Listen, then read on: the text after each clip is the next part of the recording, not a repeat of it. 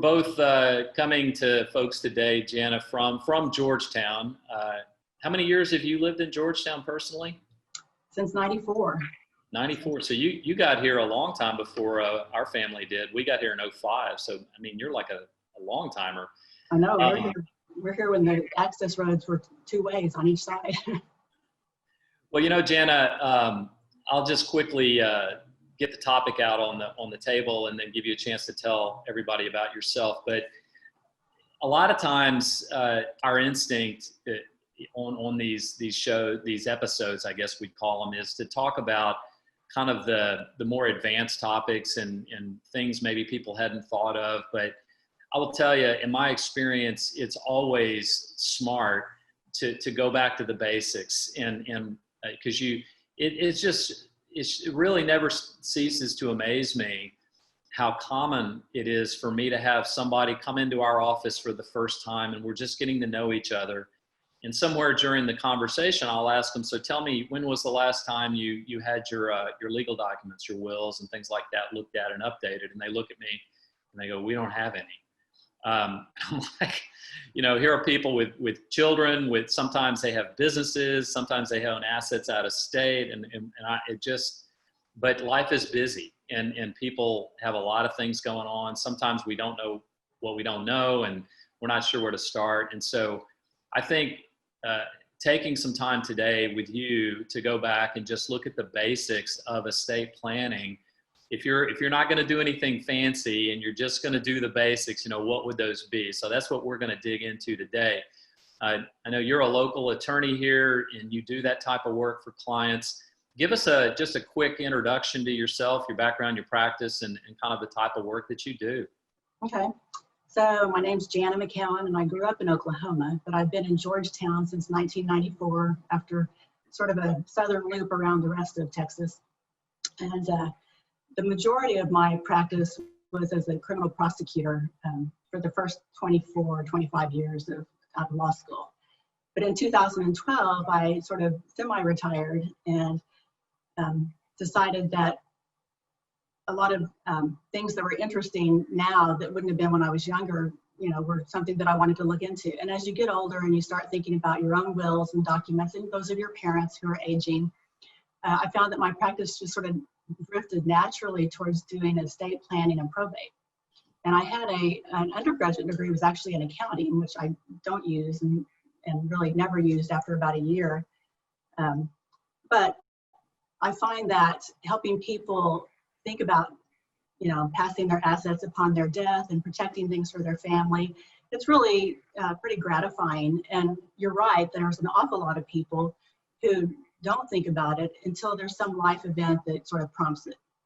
A parent dies and doesn't have a will, or they start really thinking about who might take their children if something happened to them. Yeah. Particularly if one, spouse passes away, then you have one parent and they start really thinking about protecting those children should something happen to them too.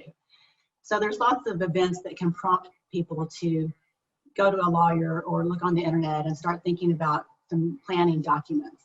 There are some basics that a lot of people would say, this is sort of your basic package. Yeah. Yeah, I think I've shared before a personal experience that I had where a relative, a distant relative of mine passed away, and he was never married, never had kids, and he had no will. He didn't even have beneficiaries named on his retirement account. And it was a really sad story, but I learned firsthand how difficult it is for somebody, because I was eventually asked by the family if I would be, willing to come in and help.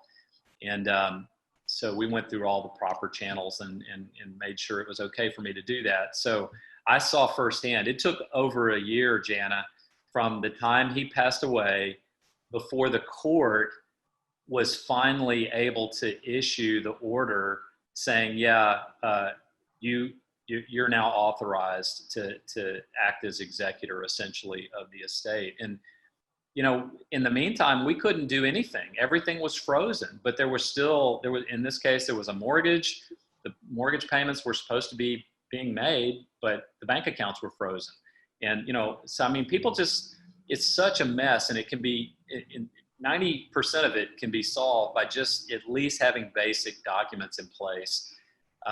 So yeah, it's just really important. And we've seen horror stories or heard about horror stories where people get remarried and they never go through and update, beneficiaries on their different their different retirement plans or whatever.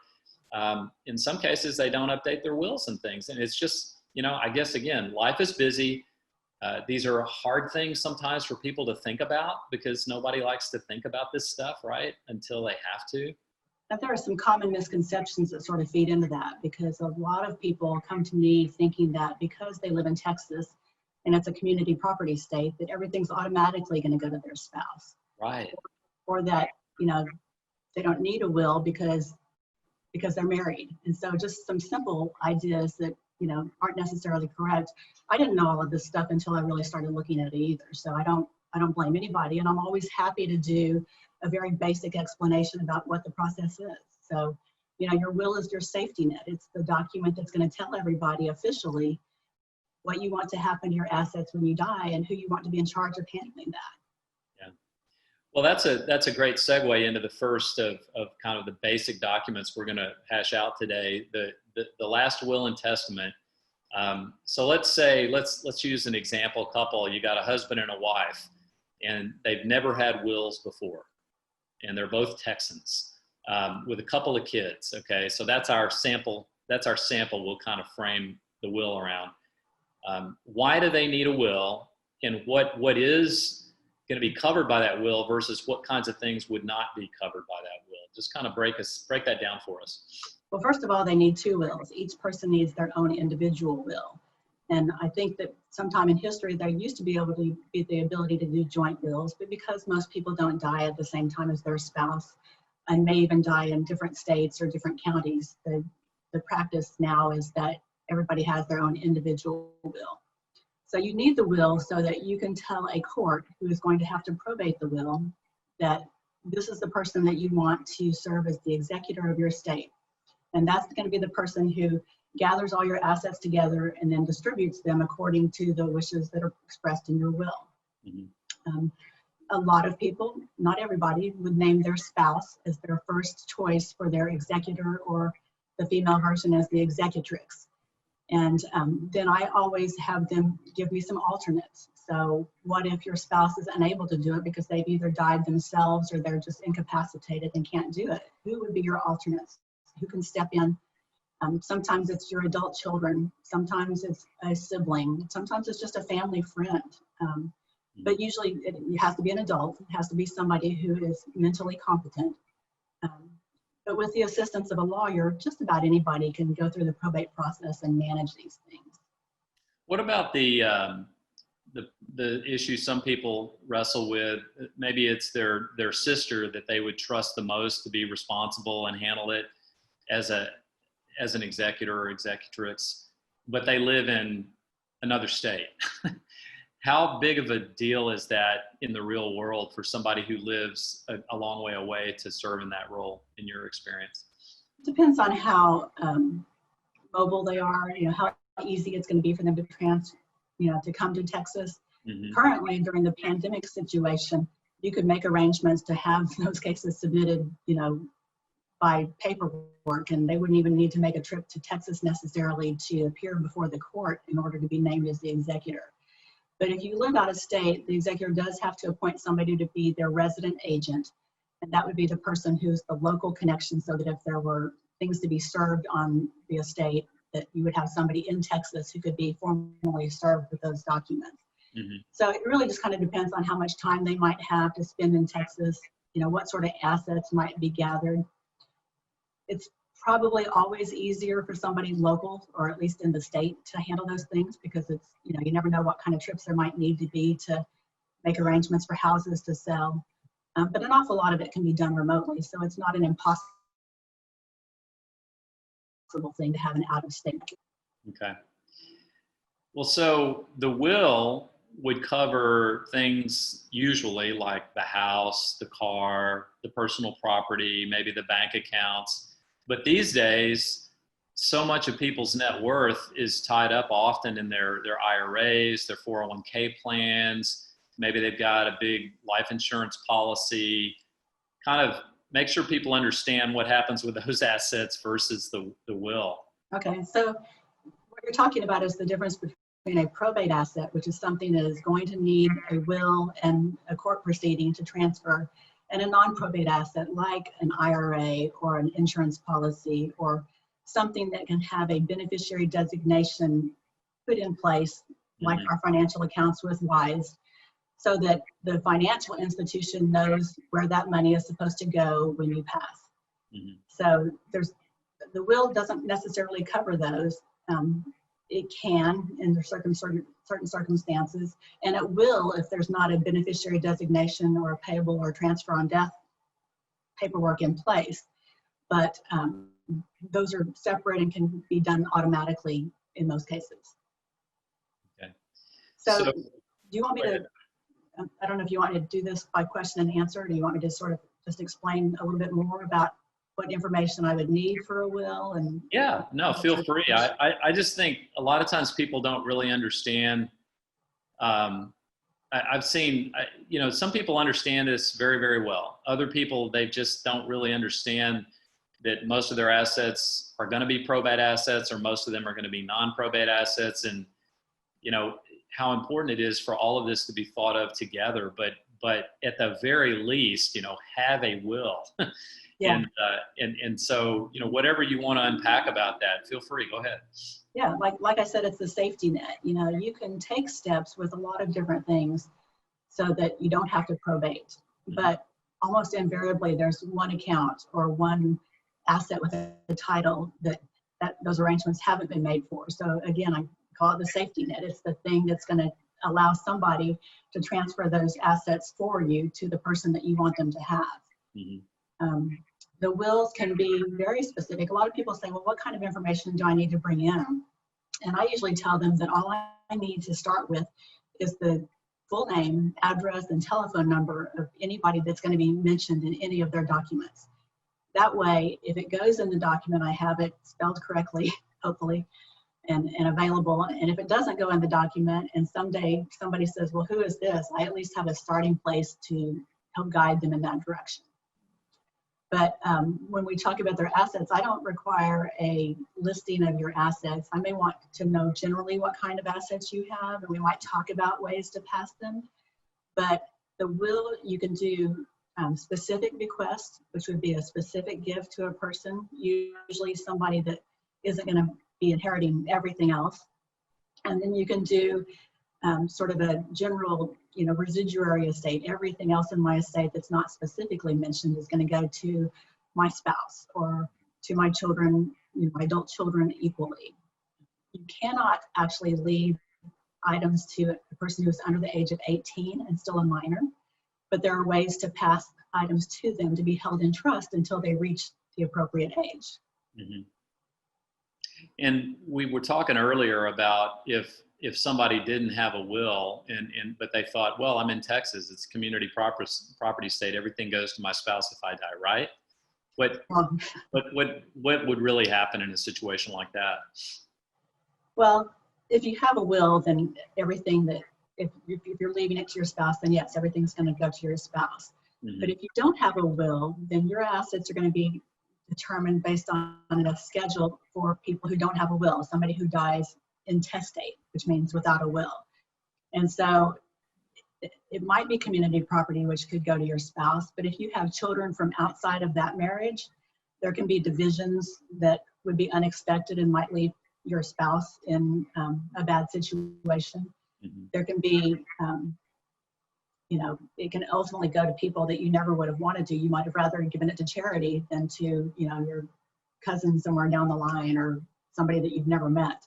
So the will allows you to determine where your assets are going to go and who's going to receive them. Yeah, and it will also, in my experience, really make the process of getting the estate settled that much faster. And so, I didn't even mention the fact that if there's not a will, then the court actually has to do something that's called a determination of heirship. Right. So there has to be an extra proceeding where another attorney is appointed as an attorney ad litem to make sure you're not leaving somebody out. Mm-hmm. You have to gather all the potential heirs and get them to sign things. Somebody has to agree on who's going to be the administrator of the estate. So there's some extra steps and expense if you don't have a will when it comes to your death. Yeah, well, that's exactly what happened in my personal experience. And you know, the interesting side note about that is that we spent about 7 months getting to the point where we're ready to go before the judge, and then at the last minute, out of the blue, some attorney nobody had ever heard from filed into the case on behalf of some supposed relative, and none of us had ever heard of this person. And so all of a sudden, it put the burden on us to go prove that this person was or was not an heir, after we had already spent time and money doing an exhaustive heirship analysis, you know, and it ended up being to where this person was not a legal heir, but it added another 3 months to the process and the expense of the genealogist and all of that stuff. So that's why it took a year, you know, before we could finally go before the judge and have the heirship approved and the court-appointed administrator and all of that. So people they don't have any idea what a mess this can be for the people that they are leaving behind to deal with this. And it's so easy to solve it if you'll just even get a basic will in place. So I guess the will, there are larger families, you know, the more kids you have and the more grandchildren, the more complicated it gets. Oh, and it's so common today for these blended families, and that gets really complicated in a hurry. It is, you know, people have different views on this. His assets, her assets, you know, our assets. Maybe they had kids from prior marriages, each of them, and now they have some kids from their current marriage. Do we treat them all the same? I mean, there's just never any end to the variables there. So it really is, there's an art to this, but today we're not getting into all of that. I guess we're just dealing with the basics of what do you do, you know, just to at least have something in place. So I think we talked through the will pretty well. Then we get over into some other really common documents. I guess let's talk first about the, if again, let's go back to our married couple, and let's say one of them is in a bad car wreck, and so that person is not able. Let's say they're in a coma, and we don't know if they're going to make it or not, but they can't conduct their own affairs now. So let's kind of use that as our context for explaining these other three documents. Let's start off with the power of attorney, the durable power of attorney. Tell us when that would apply and why that would matter. Well, there's two different kinds of power of attorney. There's a durable power of attorney, which really deals more with financial matters and the ability to sign the person who's disabled, to sign their name and just conduct business, you know, make house payments or pay bills or get information about financial issues. Then there's also a medical power of attorney, where in your situation where the person is totally incapacitated, they have named somebody as their agent to make medical decisions for them in the event that they can't. Mm-hmm. So you have those powers of attorney that are effective while you're still alive. So those are for not after you die, but in the event that there's some catastrophic event that doesn't kill you, and you have the need to have somebody making some decisions and conducting some business for you. So the power of your question was the general durable power of attorney. That's the one where you can tell who you want to serve as your agent, and your agent will be allowed to sign your name by their name as agent on financial things, bank accounts, real estate transactions, whatever you specifically allow them to do. Mm-hmm. And so in our example, the spouse that's in a coma can obviously not conduct their own affairs, but if they had a durable power of attorney in place, they would typically name, most of the time people will name their spouse as the first agent. And then, but if they're both in a coma, the next in line might be an adult child or a trusted brother or sister, or somebody that they are entrusting. And what kind of powers are they giving with that durable power of attorney to that person? Well, it can be pretty broad, which in basic estate planning documents is kind of what we're shooting for. We're looking to put somebody in charge and allow them to do whatever they're going to need to do. Mhm. I know that I have had limited powers of attorney granted to me so that I could go and sign house transfer sale papers for somebody who was out of state at the time, or Right. to do a specific transaction or a specific kind of transaction. But when we're talking about a estate plan, they're really wanting to put something in place so that they can do whatever is needed to be done. Mhm. So if that spouse, for example, let's say this went on for years and the spouse decided they wanted to sell their house and that house was in both of their names, without that durable power of attorney, what would they have to do to sell their own house?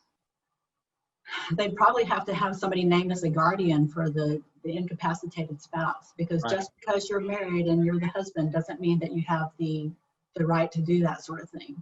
Yeah. So, but if you had the durable power of attorney, then you would have a legal document saying that no, that the person that's incapacitated is given the spouse the legal authority to sign as if they're that person, right? So Exactly. they The could still spouse or sell. any other person Right. that they want to name. Yeah, it's really important for people to understand that. I think it's a big responsibility, and obviously, between spouses, that's a fairly implicit trust relationship there. But if you're going to give that responsibility or authority to one of your kids, boy, you better trust them, right? Well, I'll tell you what, that's one of the warning admonishments that I do, because I've seen adult children who abused a power of attorney. Yeah. And so people who are executing a power of attorney either need to absolutely trust the person that they're granting that authority to, or there's the ability to make it effective only upon your disability. You don't just make it effective no matter what. So And you so can there's at least some protection. you can have triggering events in there. That's a great point. Now, on the again, back to our example on the medical power of attorney. Whether it's the spouse is the primary agent or an adult child or whatever, give us a little more flavor on what that would look like. What kind of an authorization would they be given in a situation where mom or dad's in a coma, let's say, or their spouse is in a coma? What's that really giving them the right to do? Well, to make medical decisions, which include, in some cases, the discontinuation of medical treatment. Mm-hmm. They can decide courses of treatment. They can communicate with the physician.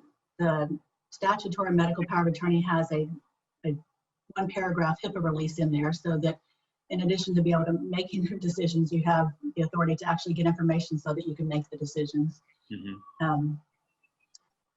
And it's really, I believe it's only effective if your physician certifies in writing that you can't make your own medical decisions. Mm-hmm. Obviously, a coma would be, sort of an obvious case. But I think it's a tougher decision when there's not a spouse. When you have an older single person who doesn't maybe have any family members who are close or younger, it can be a really difficult question to figure out who to put in those positions when it's just a matter of having friends and no family. Yeah.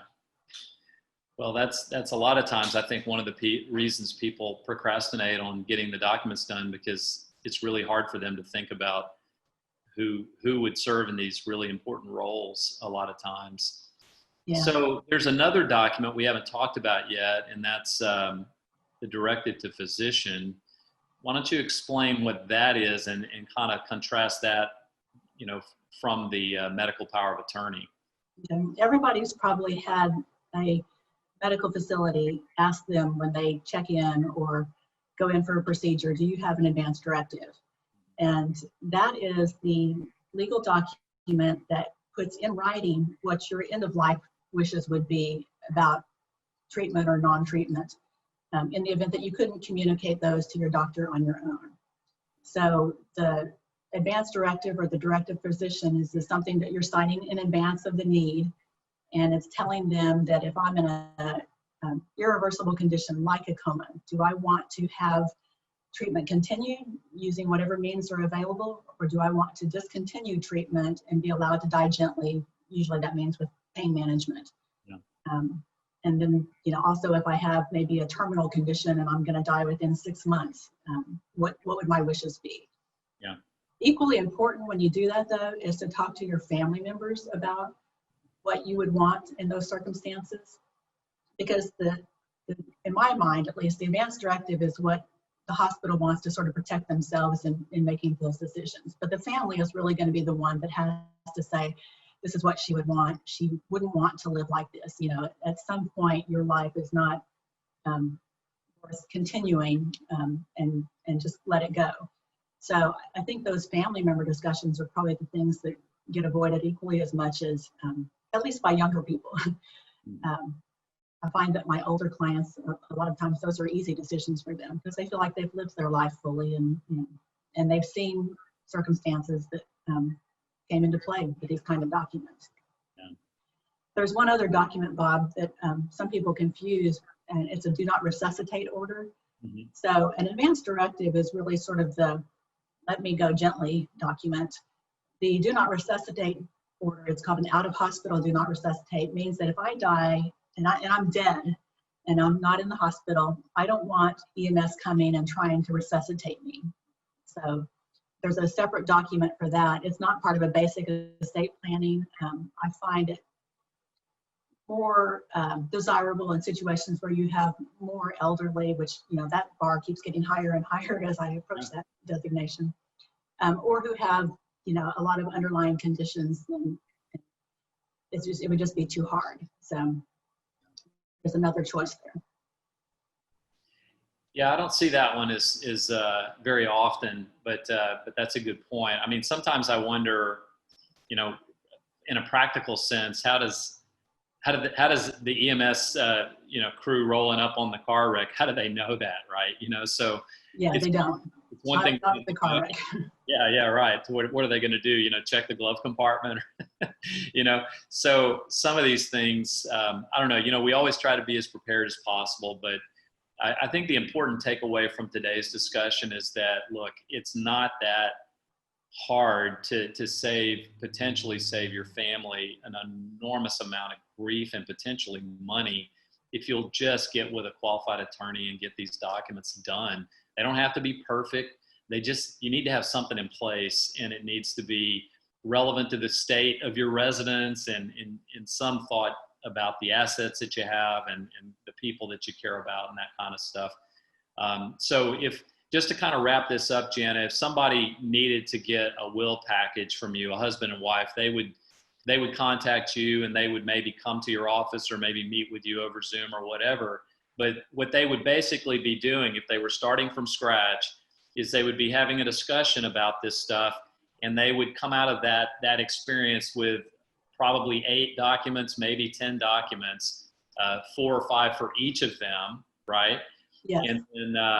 And you know, how long does it take to get through a typical, pretty straightforward process? Like, you know, can somebody have that done in a week, or does it take a month? How long does it typically take from start to finish? Usually the initial interview is somewhere in the neighborhood of 45 minutes to an hour. I'd conduct those both in person and by way of Zoom. And then usually 2 to 3 weeks later, my turnaround's about 2 weeks for just an ordinary, straightforward set of documents. We schedule an actual in-person signing. There are ways to do that remotely, but I would prefer not to have to testify someday that I didn't send something in the right order. It was going to be invalid. So I think we're safe enough to come in and do some socially distant signings with some witnesses about 2 to 3 weeks later. Okay. Well, that is a fantastic summary of all of this, Jana. Thank you again for your time today. Tell people, if they're interested in contacting you, the best way to find you. Well, you know, a lot of people think, oh, I've got to decide all these things before I contact an attorney. And that's really just not the case, because the conversation that we would have would be to identify what little tiny gaps you might have in decisions you need to make. And then you know what choices you have to make. So I have one phone number. It's my home phone, my cell phone, and my office phone. If you look up Jana McCowan on the internet, if you call Bob, he's got my number. I'm in Georgetown, and I also, you know, if there's a need, I'm willing to shorten the time frame. I try to make it as easy as possible because they're important. They're important documents to have. Well, and it's a really nice, thoughtful gift that you can leave to your family. Yeah. Well, I can vouch for your willingness to whatever it takes to get the job done under circumstances, and I've always appreciated that about you. So Thanks for being with us, Jana. I really appreciate it, and always learn something from these conversations. I hope you have a wonderful rest of your day, and we will see everybody next week. We appreciate your being with us. Go out, be safe, and have a great day. Bye-bye. Bye-bye.